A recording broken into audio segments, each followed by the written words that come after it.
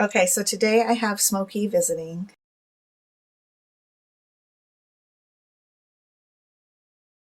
And I've been very vigilant because he has not met Marshall yet. He would not kill Marshall, but he might become overly lovingly curious. So I'm a little bit concerned. But I've been keeping Marshall in the closet because that's where he likes to go when he wants to get away from the children. But I came into my bedroom right now and check this out. I flip you around. And excuse my bedroom, it is a disaster since Easter. There's Marshall.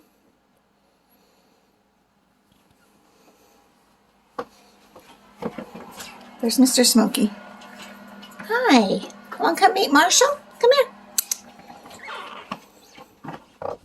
Now, a lot of times dogs will attack tortoises or turtles because they don't understand them. Gentle. Nope, nope. And he just likes to sniff. And look at Marshall. He doesn't really care. He did pull in his head. Be nice. Yeah, see, there he goes. He's like, I'm bored with it. I'm out. So would I leave Marshall out without me being here and Smokey here? No, not at all. And Smokey just comes to visit every once in a while, so it's not like a big deal. But I do think I'll put Marshall out into his little home because we don't want to risk that. Plus, Marshall's pretty large when it comes to being a tortoise. You want to sniff him? Smokey's a loving nanny pet. Literally nanny. So he would not harm Marshall because he just wants to kiss and love him too much. Just like he would a puppy. So I'm just going to put Marshall out in his little cage outside so that he can enjoy some nice morning air. If I can get this closed. And there. Now we don't want to risk. Oh, it's kind of hard to see him. We don't want to risk anything. So, yeah. And I can leave that open because Smokey can't get into that. And he doesn't even want to. Look at him. That's a good dog. Now, maybe when he was a puppy, he might want to, but not now. He more like wants to have some more eggs and bacon, which I just made him. And looks like he devoured it pretty good. He has a little bit of water, but I need to do my exchange, so I will... there we go. All right. Easter yesterday was super fun, though. I have to say that. It was really cool to have my niece and nephew here. And Donnie made like 1,000 tortillas, homemade. None of them are left. We barbecued carne asada, which I, for the first time, marinated, and it was delicious. I think I used a little bit too much lime just because I didn't have orange juice, but there we go. That shadow. But that's okay because I just wanted to make sure that it was tender. There's nothing worse than really hard steak to try to chew. And it was tender. I could definitely taste the lime, so I want to try it again. And my son was telling me that there's a market here in town that when you buy their carne asada, you buy the meat. It's like a Mexican market, and then they take it, like you take it outside to the grill, and they'll grill it for you for free.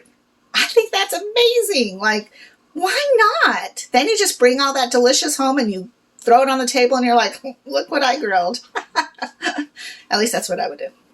So, yeah. I need to put away all this stuff here. Oh, sorry. I think Smokey went in to investigate where Marshall came from.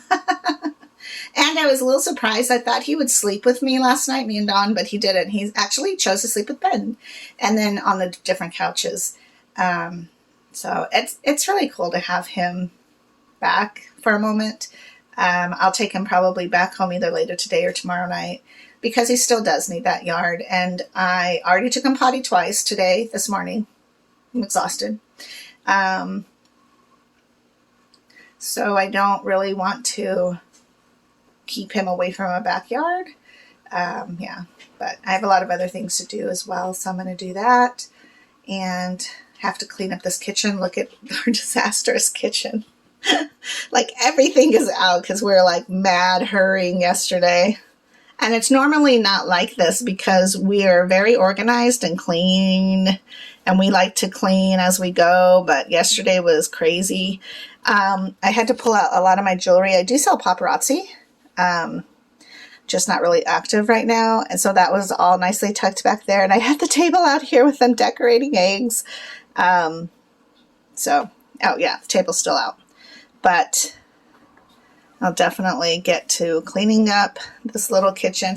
And it was cool. I would have to say that I have spent, is that better? I've spent a majority of my time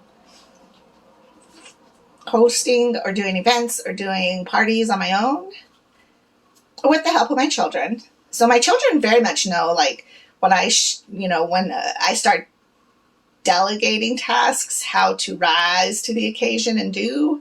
Ben, not so much, because Ben's funny. Like, I asked him to do all the dishes. So he did all the dishes in the sink, but the ones that left out on the counter, he did not do those.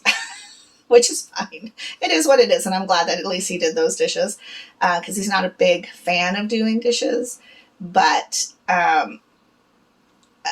it was really cool and interesting to have a partner who was ready to not get offended when I got a little grumpy. I am Monica from Friends.